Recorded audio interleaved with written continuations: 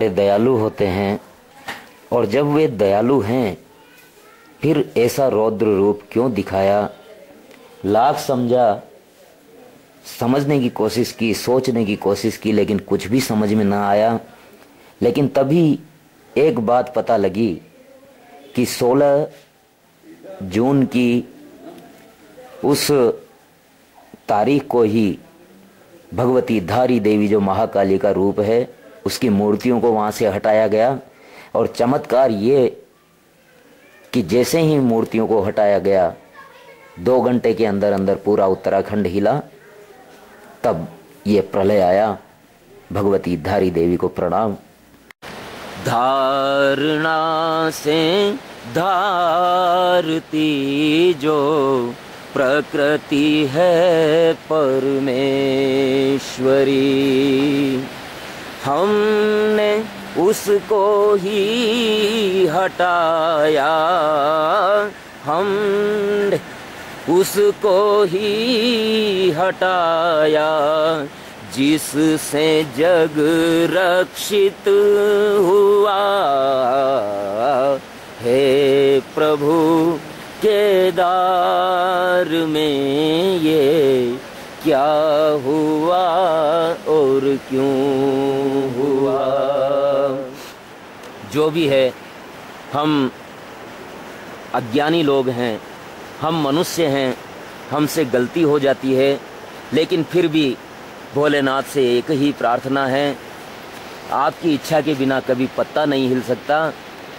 इसीलिए कहते हैं कि जो हुआ और जो भी होगा, आपके आदेश से।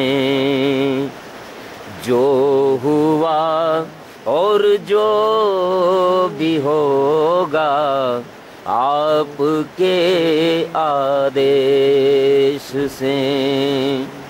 दिवंगतों को शरण देना, दिवंगतों को शरण देना, अब तो है बस ये दुआ। हे प्रभु, केदार में ये क्या हुआ और क्यों हुआ। हे प्रभु, केदार में ये क्या हुआ और क्यों हुआ। क्या हुआ और क्यों हुआ। क्या हुआ और क्यों हुआ। केदारनाथ की जैसी कृपा थी। फिर भी बहुत बहुत धन्यवाद देने के भी लिए हम काबिल नहीं हैं। बड़े अहेतु की कृपा के भंडार हैं भोलेनाथ, और उन्होंने कृपा करके इसी सत्र में, जो कि संभावना नहीं थी कि इस बार केदारनाथ के दर्शन हो पाएंगे, वो दर्शन दे रहे हैं। बड़े दयालु है, ऑर्डर दानी है। भगवान भोलेनाथ से प्रार्थना है कि भोलेनाथ, जो भी गलतियां हुई हो हमसे और हमारे जैसे सभी श्रद्धालुओं से, उनको क्षमा करें और इस प्रकार का दंड भविष्य में कभी न दें। जय भोले, जय भंडारी, जय केदार, जय केदारेश्वर। इस पुण्य भूमि की यात्रा के लिए आइए, इन्हीं दिवंगतों को श्रद्धांजलि देते हुए भगवान केदारेश्वर के पदमार्ग का पथारोहण करें। जय केदार, जय बद्री।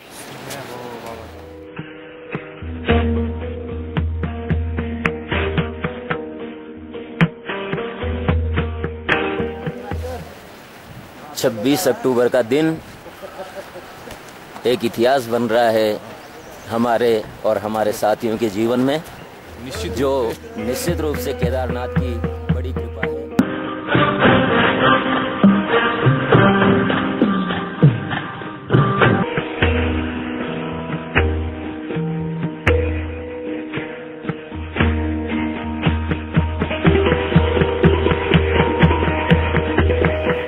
21 जन्मों का पुण्य है कि हमें पंडित दिनेश कोमल शर्मा जी जैसे पिता तुल्य गार्जियन, संरक्षक और मार्गदर्शक प्राप्त हुए हैं, जो साक्षात भोले शिव द्वारा प्रसाद रूप में हमें मिले हैं।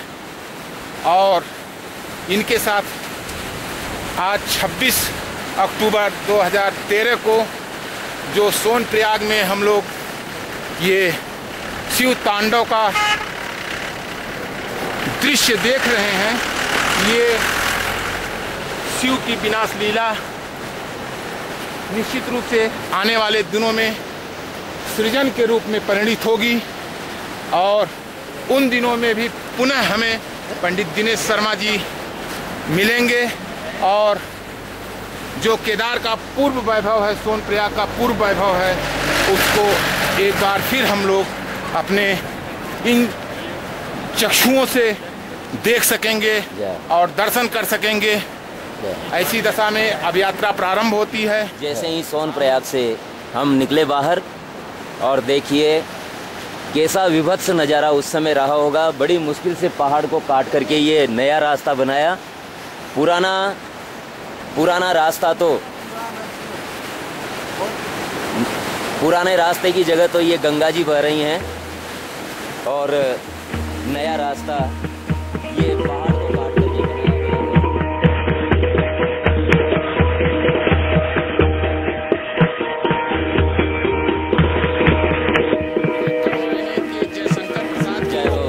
याद आ रही है, जिसमें मनु प्रलय प्रवाह के पश्चात इधर चलो शिलाखंड पे पहाड़ की तरफ एक शिलाखंड पे बैठे हुए थे और भोलेनाथ की ये पंक्तियाँ कि उन्होंने जो दृश्य देखा होगा, निश्चित रूप से कुछ इससे मिलता जुलता दृश्य रहा होगा कि हिमगिर के उत्तुंग शिखर पर बैठ शिला की शीतल छांव भीगे नयनों से देख रहा था एक पुरुष प्रलय प्रवाह। और वो पुरुष तो मेरी समझ से भोलेनाथ हो सकते हैं, किंतु यहाँ जो हम लोग अज्ञानी जन देख रहे हैं, ये उनकी लीला, ये उन पंक्तियों को याद दिला सकती हैं और केवल दृश्य देख के अनुभव किए जा सकते हैं।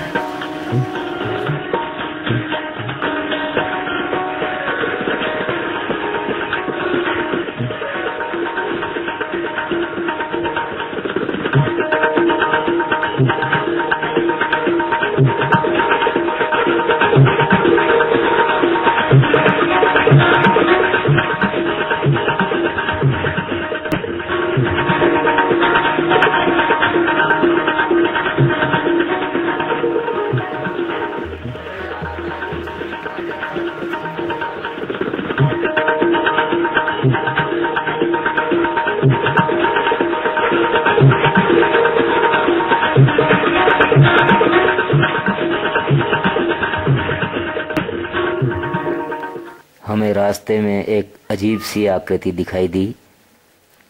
किसी ने इसे दीमक का घर बताया, किसी ने इसे ततैये का घर बताया, लेकिन ये अनुमान ही थे। ये क्या है, कुछ कहा नहीं जा सकता। यहाँ पहले रोड हुआ करता था, यही मार्ग हुआ करता था जिसका कहीं भी अता पता नहीं है। और ये रोड यहाँ तक हेठ सोनप्रयाग से यहाँ तक टूटा हुआ है, और यहाँ के बाद रोड के दर्शन हो रहे हैं। ये यहाँ से रोड के दर्शन हो रहे हैं, जो आगे हमें मिल रहा है रोड, ये रोड आगे के लिए जा रहा है। नए और पुराने मार्ग को जोड़ने वाला ये रास्ता हमें इस प्रकार से दिखाई दे रहा है।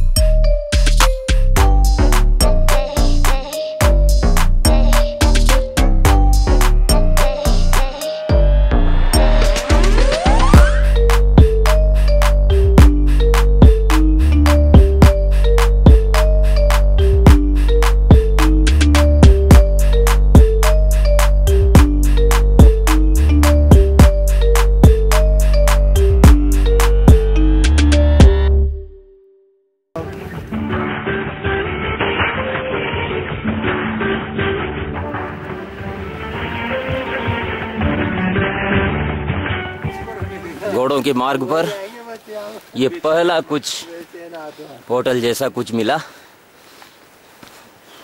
अभी तक सोनप्रयाग के बाद कुछ नहीं मिला था, ये पहली बार कुछ मिला जहाँ कोई भैया बैठे हुए हैं। हमें एक सज्जन मिले जो यहाँ ये रेस्टोरेंट चलाते हैं।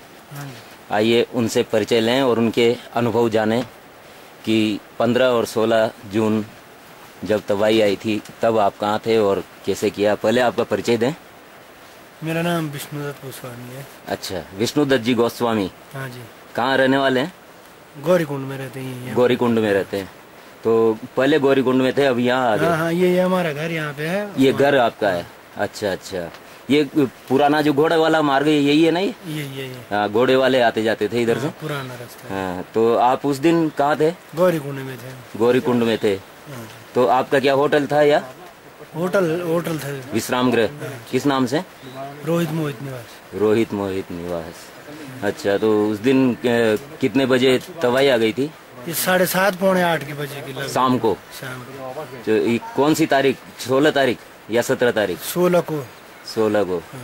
तो आपका कुछ बचा वहाँ पे? हाँ, बचा, थोड़ा बहुत बचा, बाकी जो था वो निकल गया। जनहानि तो नहीं हुई? 2 होटल बह गए। जनहानि तो नहीं हुई उनमें? जनहानि नहीं हुई। चलो, जय केदारेश्वर, जय सूर्यदेव। धे सदा सवित्र मंडल मध्यवर्ती नारायण सरसिजासन सन्नविष्ट केयूरवान मकर कुंडलवान किरीटी आरी हिरणमय वपु धृत शंख चक्र। भगवान सूर्य नारायण ने दर्शन दिए हैं। आइए, जय केदार। गौरीकुंड के मार्ग पर देखिए कितना विभत्स नज़ारा है। अभी भी बसें कारें यहाँ खड़ी हुई है, इनके लिए कोई मार्ग नहीं बचा पड़ा है। ऐसी विभत्स स्थिति।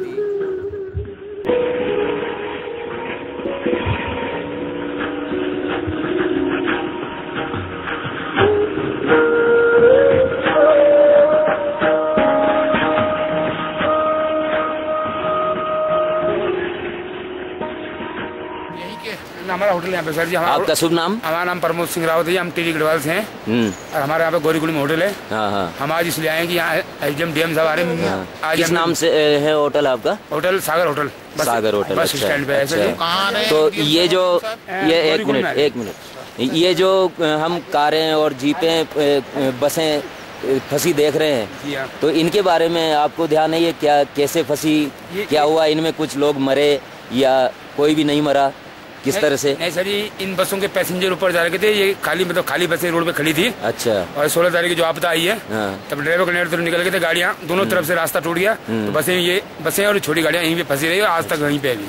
अच्छा, अभी तक रास्ता हुआ नहीं जो ये जाए? अभी नहीं हुआ, अभी थोड़ा बहुत कमी है, वो हो जाएगा, काम चल रहा है। चलो, तो तभी से ये बसें यहाँ फंसी हुई है और अभी तक ये रास्ता जहाँ का जहाँ सेफ रहा, कोई नुकसान नहीं हुआ। भोलेनाथ की बड़ी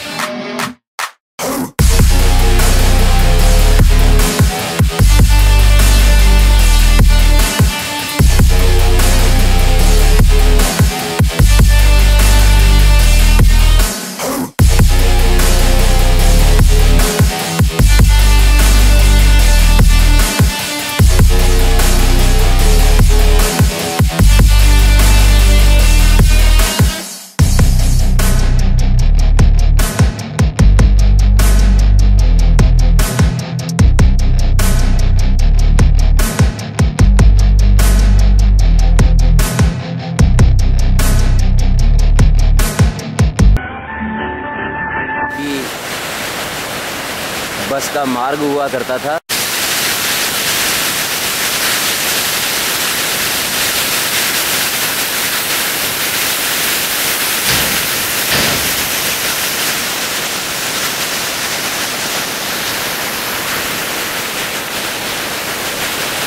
यही झरना नीचे जा कर के और बस मार्ग पे मिला करता था और इस जगह पर कभी बस का मार्ग हुआ करता था।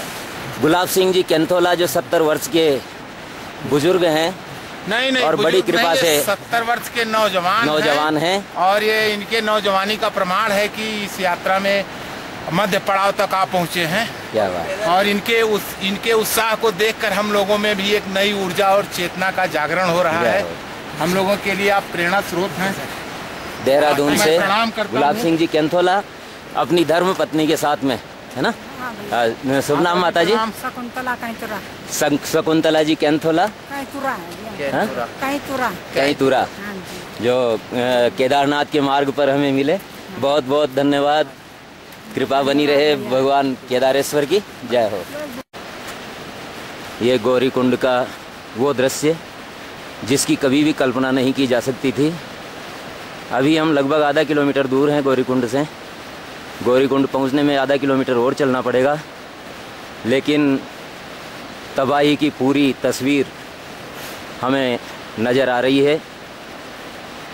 ऐसा लग रहा है जैसे कुछ भी नहीं बचा है। जहाँ मंदाकिनी बहा करती थी वहाँ भारी मात्रा में मलबा आ गया है और मंदाकिनी ने अपना स्थान अपनी दाहिनी ओर बढ़ा लिया है, जिसके कारण गौरीकुंड में ये तबाही हुई। आइए गौरीकुंड पहुँच करके और वहाँ के दृश्य देखें।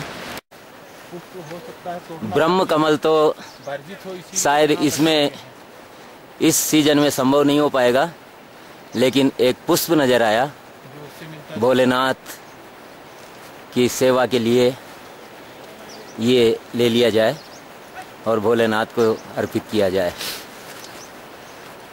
सब कुछ बदहाल। जय हो गौरी माता। गजब की लीला है आपकी। ये गौरी माता का मंदिर किस स्थिति में है? हो हो दृश्य देखा नहीं जा रहा। ये गौरी माई का मंदिर अभी तक भी मलबे में फंसा पड़ा है। जगत की रक्षा करने वाली माँ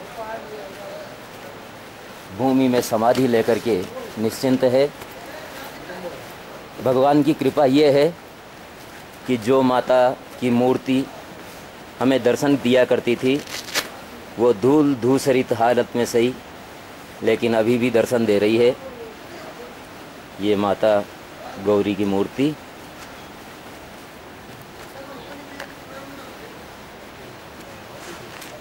क्या दशा हो रही है, क्या लीला है, कुछ समझ में नहीं आ रहा।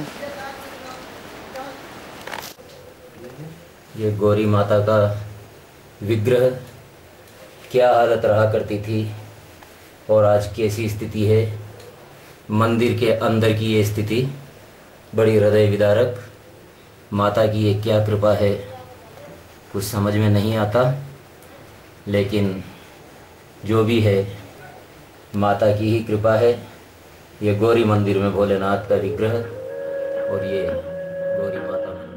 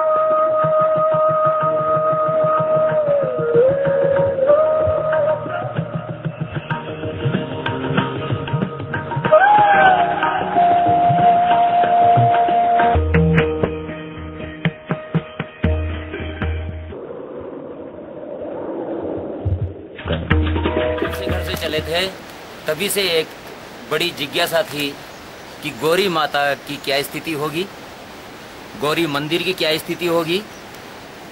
गौरी मंदिर की स्थिति देखी और साथ में एक और जिज्ञासा थी कि उमा महेश्वर का मंदिर जो गौरी मंदिर के सामने ही है उसकी क्या स्थिति होगी। और वहीं से एक संकल्प सा मन में जा गया था कि मंदाकिनी के जल से भगवान उमा महेश्वर का अभिषेक करें यदि मंदिर खुला हो तो। गौरी माता के मंदिर की तो बड़ी दर्दनाक स्थिति है, मूर्तियां अभी भी सुरक्षित हैं जैसा कि दिखाया गया। आइए उमा शंकर महादेव का हम अभिषेक करें मंदाकिनी के जल से। अब अंदर का लेना।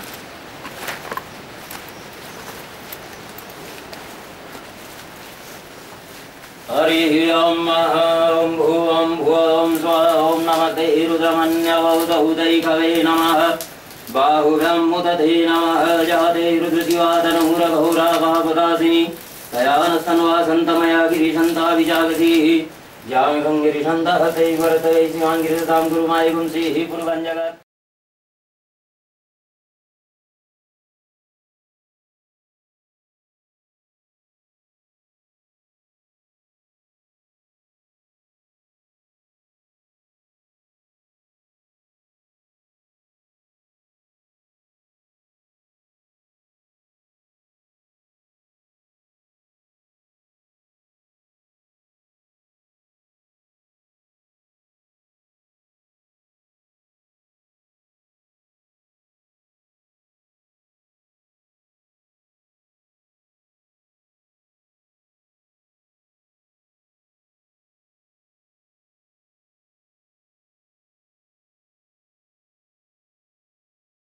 मंदिर हुआ करता था, ठंडे जल का कुंड हुआ करता था और ये मुख्य रास्ता था तप्त कुंड में जाने का।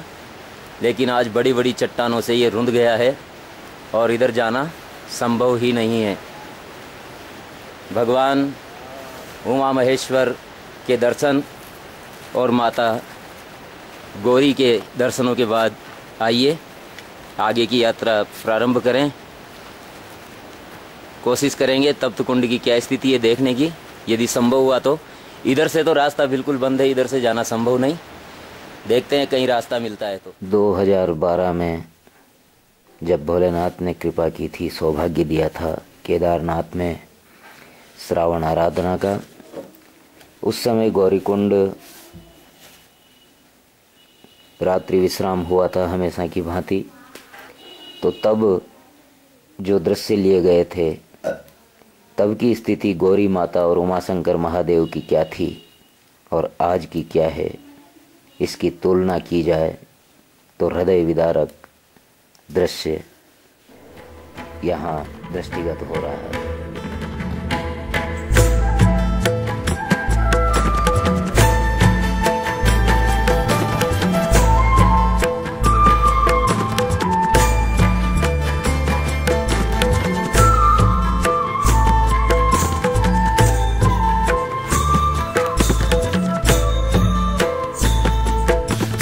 सृष्टि तांडव रचयिता नटराज राज नमो नमः।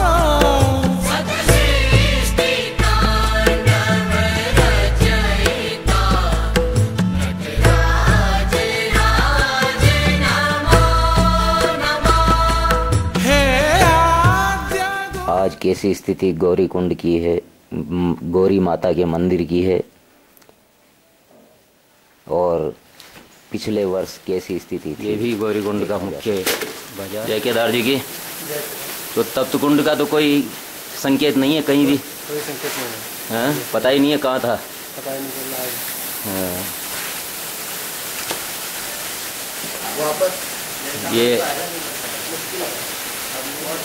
तप्त कुंड का रास्ता जरूर दिखा रहा है, लेकिन लगता नहीं है कि तप्त कुंड पर जा पाएंगे। ये देखिए इधर स्थितियाँ बड़ी विपरीत हैं। ये गौरी माता का मंदिर है, जहाँ कुंड हुआ करते थे, जहाँ पूजा करते थे, जहाँ का पानी बदलता था हमने बहुत प्रयास किया तप्त कुंड के खोज के लिए, लेकिन आइए गुरु गोरखनाथ जी की तपस्थली चलें, वहाँ से गौरी कुंड के भूगोल का पता लगेगा। ये गुरु गोरखनाथ जी की मूर्ति 2012 में इस प्रकार थी। मंदिर जैसा कि दृश्य दिखाया गया, छोटी छोटी गुफाएं, इनमें भगवान भोलेनाथ का विग्रह प्राकृतिक रूप से स्वयंभू रूप से देखिए किस प्रकार लिंग पर नाग पहना रखा है। इस प्रकार के कितने ही इस तरह की छोटी छोटी प्राकृतिक गुफाएं और उनमें प्राकृतिक रूप से शिवलिंग स्थित हैं। और मंदाकिनी के इस पार से गौरी कुंड का ये विहंगम दृश्य नज़र आ रहा है। अब नज़र आ रहा है तप्त कुंड। तप्त कुंड के चारों ओर इस तरह की छटा हुआ करती थी। चारों तरफ इन बहुमंजिला अट्टालिकाओं के बीच में तप्त कुंड स्थित था। देखिए किस प्रकार से श्रद्धालु लोग, ये दीवार के उस तरफ छत वाला महिलाओं का स्नान कुंड था तप्त कुंड, और बाहर पुरुषों के लिए इस तप्त कुंड का उपयोग किया जाता था। और ये तप्त कुंड अब इतिहास की बात हो गई है। बहुत ढूंढा हमने, लेकिन कहीं भी तप्त कुंड का नाम निशान नहीं मिला। इस तरह तप्त कुंड में स्नान करके और श्रद्धालु केदारनाथ की यात्रा के लिए आगे बढ़ते थे। जय केदार। ये मार्ग लगता नहीं है कि तप्त कुंड कहीं बचा हुआ है। यही था। पवन होटल हमें नज़र आ रहा है। ये सब हमने बड़ी खोज के बाद में तप्त कुंड का पता लगाया। उस ऊंचाई पर तप्त कुंड था, लेकिन वहाँ से जो भूमि का स्खलन हुआ वो यहाँ तक आ गया। गर्म पानी का सोता हमें नज़र आया है, लेकिन कुंड तो बहुत ही पता नहीं कहाँ चला गया है। लेकिन गर्म पानी का स्रोता आज भी नज़र आ गया है, और इसका पानी अभी भी गर्म है। हमने इसमें आचमन